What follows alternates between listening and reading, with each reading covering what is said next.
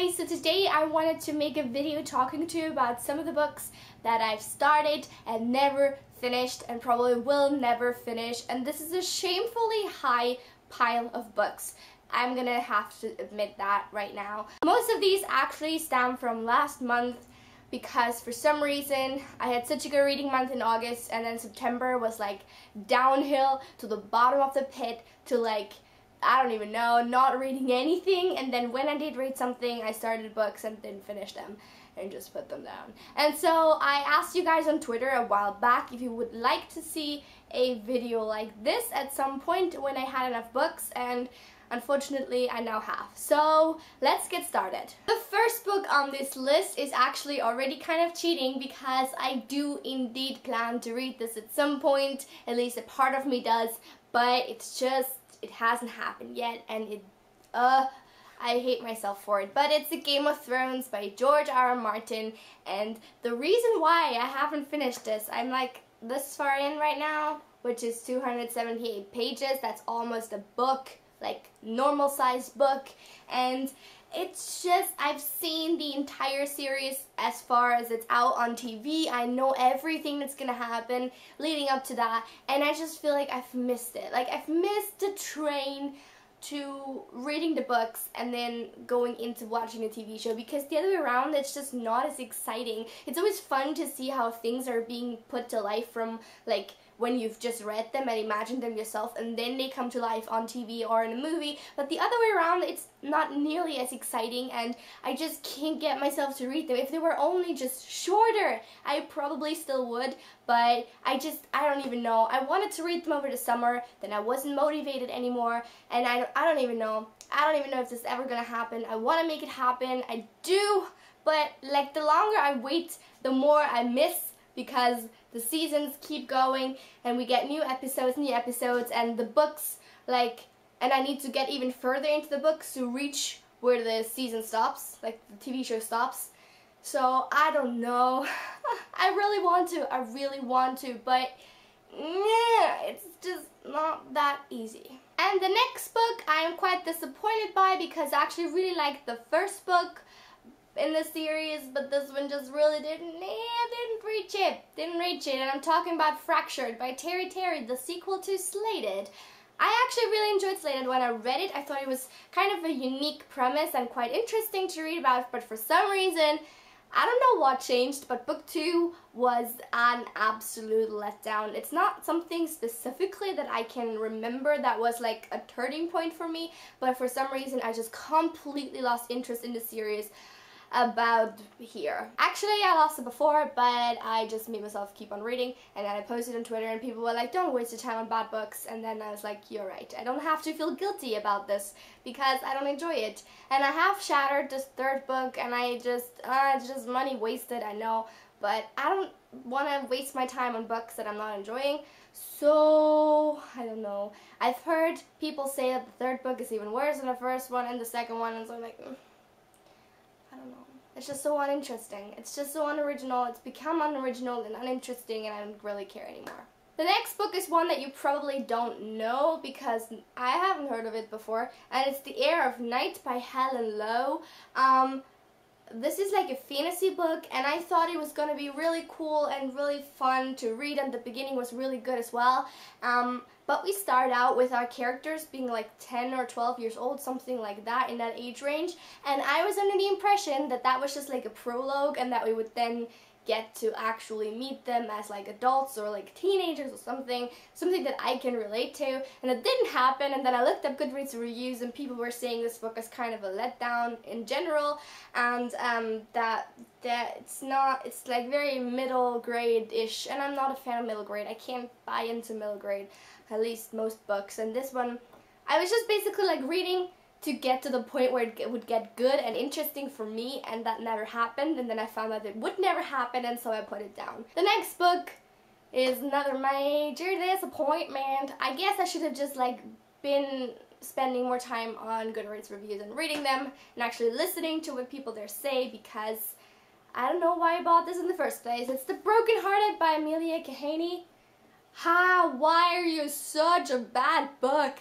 Oh my god, the premise sounds super cool. It's like superheroes meets, what was the other thing that it would meet? Romeo and Juliet? It's like a Romeo and Juliet love story, and then one girl gets kidnapped, and the girl of the story, she gets kidnapped. Oh, no, her boyfriend, the Romeo guy, he gets kidnapped. And then she also gets kidnapped by other people who transfer her heart into like a hummingbird's heart. They take out her heart and put in a hummingbird's mechanical heart, essentially, and now it beats like 100 times a second or something like that, and she can do anything now. Like, she has absolute superpowers now. Like, even from a biological standpoint, that is just the stupidest thing I've ever heard. Just because your pulse would be quicker and your heart would be pumping faster doesn't mean, it literally doesn't mean you're automatically stronger now and you can jump higher and you can do more shit. You're just super hyper the entire time. But you don't get superpowers from that. But she does. She's like the absolute unbeatable shit now.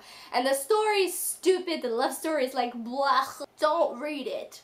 Oh my god. On to more disappointments. Because this is basically the, theme of this video. Disappointment.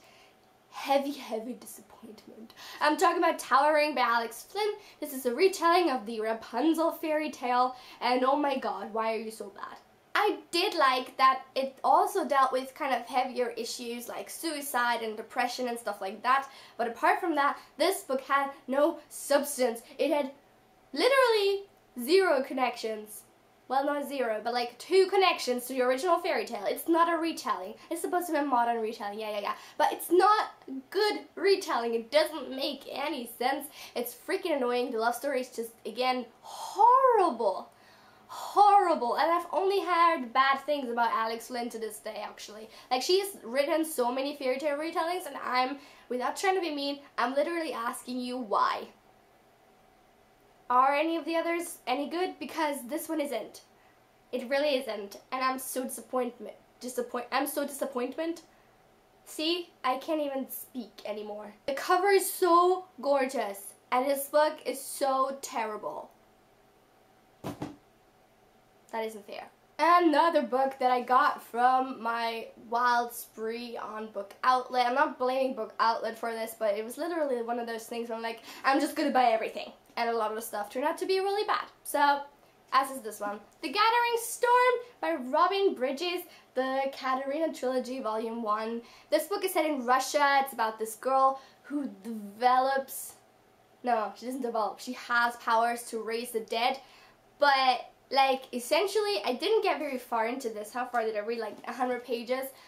The reason I didn't continue is because it was so freaking annoying. Dear writers, if you have a fantasy world and you decide to use fantasy creatures in your writings, please decide beforehand if the general public is going to know they exist or if they don't know they exist. Okay? You can't have both, but that's basically the gist of the first 100 pages in this book. Is I just keep, like, people keep like openly talking about witchcraft and then basically in the same sentence saying that's bullshit, that doesn't exist, but then again condemning it and saying these people are bad because they're witches.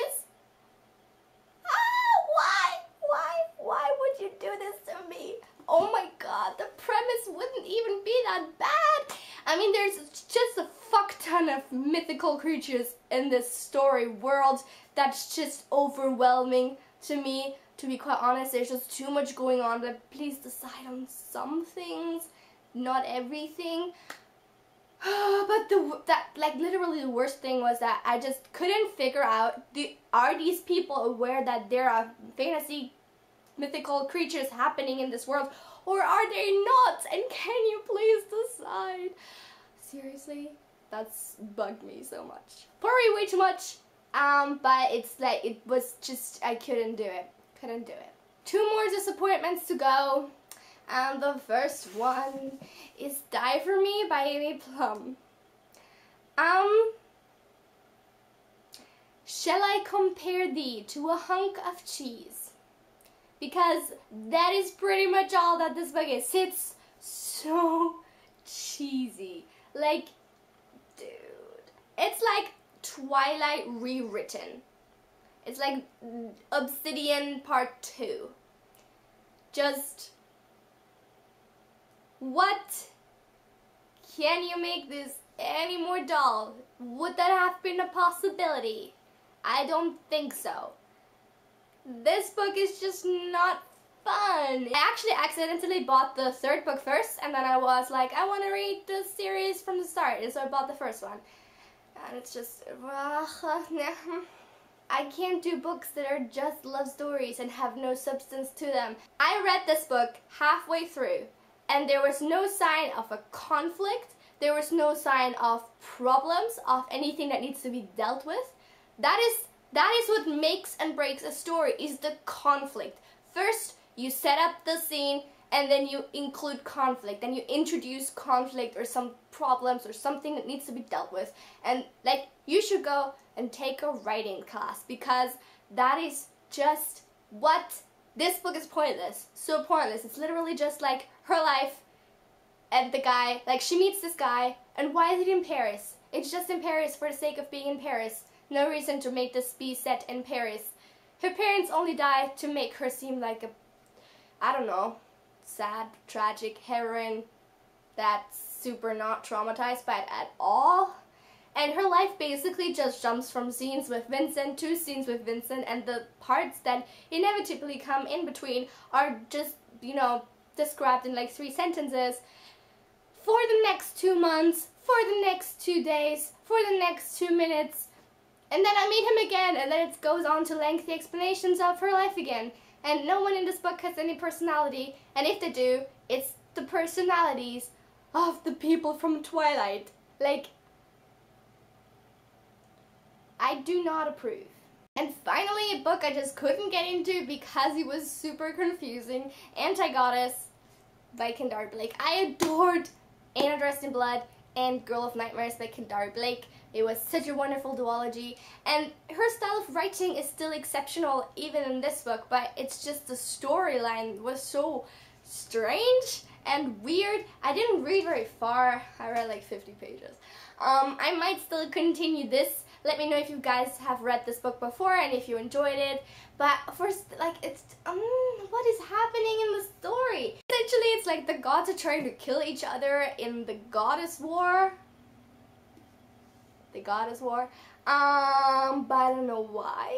And what is Cassandra? Like, what is with her? I guess Cassandra was that, like, what's that word? Prophetess?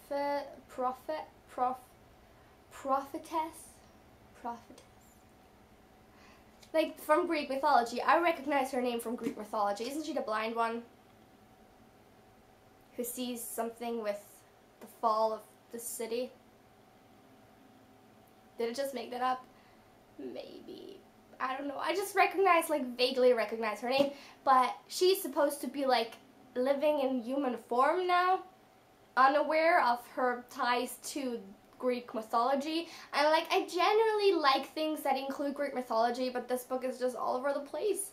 Like, so far, it's super confusing. I don't know what's going on at all. And why does Cassandra have a boyfriend that is such an ass? Like, I don't know. I just don't like him. Like, you can go and leave.